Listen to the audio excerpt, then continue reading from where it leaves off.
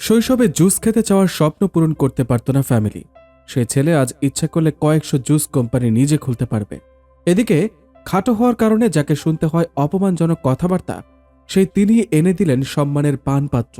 বলছিলাম ক্যাসেমিরো এবং লিসান্দ্রো মার্তিনিজের কথা। একজন ক্যাসেমিরো হওয়া এত সোজা না। রিয়াল মাদ্রিদ যখন প্রথমে আসে, কোচ দেখার পরে বলেছিল, এই ফিটনেস নিয়ে তুমি ডিফেন্সিভ মিড কন্ট্রোল করতে পারবে না, ওজন কমাতে হবে 15 কেজি। 15 দিনে 25 কেজি ওজন কমায়। সেই ক্যাসেমিরো মাদ্রিদের সর্বকালের সেরা ডিফেন্সিভ ও মিডফিল্ডার।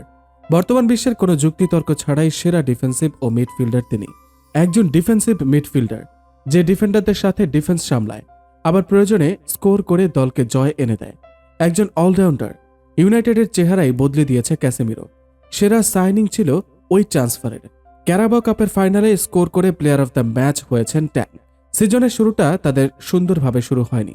ছোট দলের বিপক্ষে একের পর এক হারতে হয়েছিল এই দলকে। ক্যাসেমিরোর মতো প্লেয়ারকে সাইন ইন করার পর এই দলটার যেন 180 ডিগ্রি কোণে ঘুরে যায়।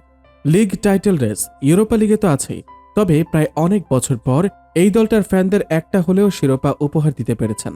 টেন হ্যাগের অধীনে ম্যানচেস্টার ইউনাইটেড আবারও ঘুরে দাঁড়াতে শিখেছে। অভিনন্দন ম্যানচেস্টার ইউনাইটেড। প্রথমে এসে ক্যাসা ম্যান ইউনাইটেডের পুরো দলের মেন্টালিটি চেঞ্জ করে দেন। পুরো দল উজ্জীবিত করে তোলেন অল্প সময়ে। দলের জয়ের ক্ষুধা বাড়ালো। নিজের পারফরমেন্স রিয়াল মাদ্রিদের চেয়েও বেশি ভালো। যেসব গুণ মাদ্রিদে দেখাতে পারেনি, সেই সব গুণ 30 বছর বয়সে এসে ম্যান ইউনাইটেড দেখাতে শুরু করলো। পুরো ম্যানচেস্টার হয়ে গেল যেন ক্যাসা। আস্তে আস্তে মন জয় করল ম্যান ইউনাইটেড। ভরসার প্রতীক হয়ে গেল ম্যান ইউনাইটেডের। মুখ বন্ধ করল হেটার্সদের। মুখ বন্ধ করল ইংলিশ মিডিয়া ও ইংলিশ পণ্ডিতদের। লিগে দলকে ভালো অবস্থানে, ইউরোপাতে ভালো অবস্থানে রাখতে সাহায্য করেন। ক্যাসাকে বিশ্লেষণ করার ভাষা জানা নেই। তুমি দলকে বাঁচাও, তুমি এগিয়ে দাও। তুমি একজনই, দ্য ট্যাঙ্ক ক্যাসিমেরো। এদিকে দুর্দান্ত খেলছেন আর্জেন্টিনার ডিফেন্ডার লিসান্দ্রো মার্টিনেজ। বিশ্বকাপের পর থেকেই যেন জ্বলে উঠেছেন তিনি। কসাই খ্যাত এই ডিফেন্ডার দলের ভ্রাতা হয়ে ধরা দিয়েছেন বারবার। তার উচ্চতা একটু কম, আর তা নিয়ে তাকে বিভিন্ন সময় বিভিন্ন কথাবার্তা শুনতে হয়। কিন্তু তিনি সেসব কথায় খুব একটা কান দেন না, কারণ তিনি খুব ভালো করে জানেন এসব কথায় কান দিলে তিনি তার স্বাভাবিক খেলাটা খেলে যেতে পারবেন না।